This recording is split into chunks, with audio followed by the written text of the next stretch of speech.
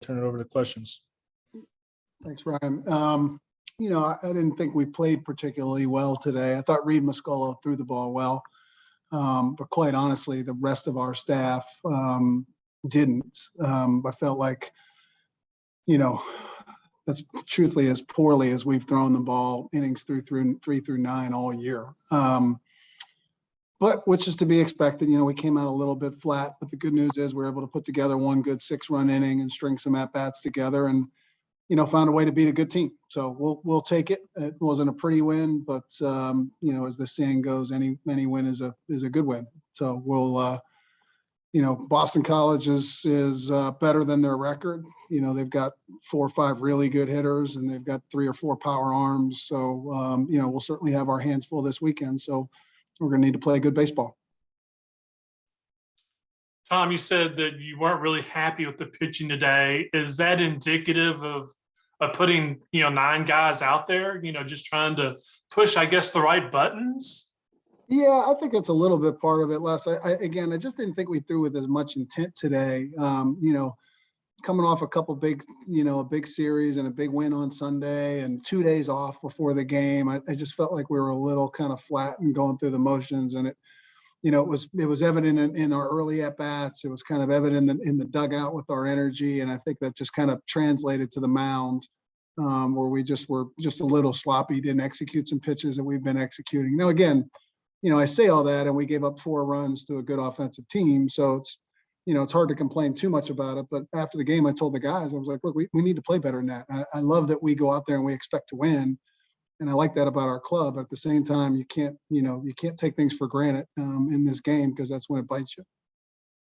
I see you moved today, at least, Brock up into the 2-hole. Is that something you're kind of looking at, or does this offer kind of change that?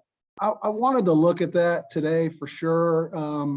But I don't know. I'm going to talk to him and see where he feels the most comfortable. I haven't asked him that question yet, but you could see him 2, 3, or 4 this weekend. It's hard to say. We certainly need to get him going, and I'm hoping as he starts to walk a little more and see more pitches, that'll start to turn for him. And I know when it turns, it'll turn quickly. I'm just hoping that's soon.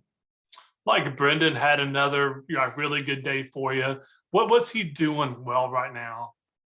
Well, he's hitting the ball the other way. I mean, when Brendan's going well, it's and he's sitting on pitches. His second at bat, he swung in a first pitch fastball, and his first at bat popped up, and they went up there in a second bat, sat breaking ball, and got a breaking ball he could handle, and doubled the left center, and then after he doubled on the breaking ball, he was kind of ready for the fastball in the next at bat, and then the fourth at bat was just good 2-strike hit. So again, when Brennan's hitting the ball the other way, that's usually when he's going and trusting his hands and not trying to do too much. That's when he gets rolling pretty good.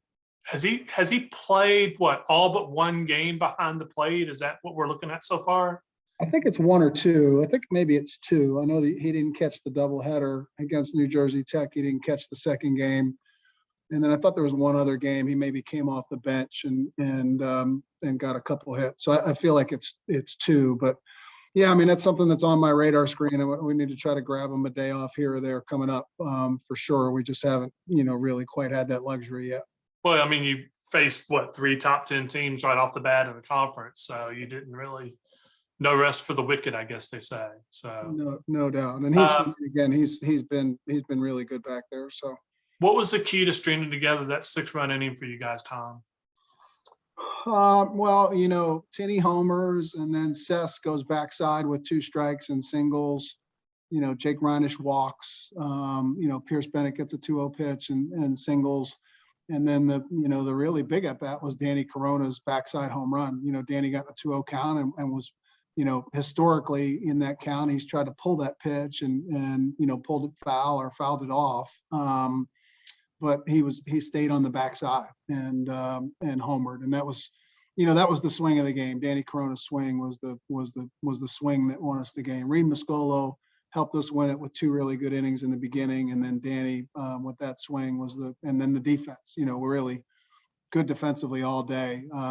Turk made a good play on that line drive. Brock made a great play right before that. Kurtzy made a solid play right. In that same inning, there were kind of 3 hard hit balls when we got 3 outs.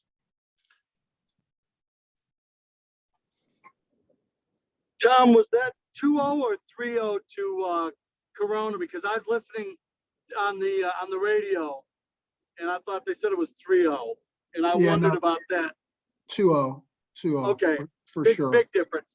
Because I was going to ask you if giving him a green light was maybe a chance to try to get him going and try to put a jolt in him.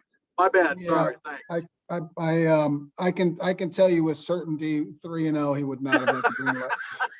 Okay.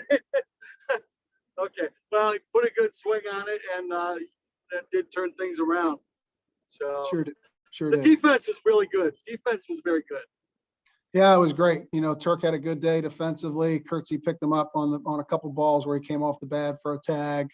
You know, again, Brock had 2 really good plays. You know, Danny Corona made a really good play on the back end. In the inning, they scored 3. I was proud of him. He resisted the urge to glove flip that.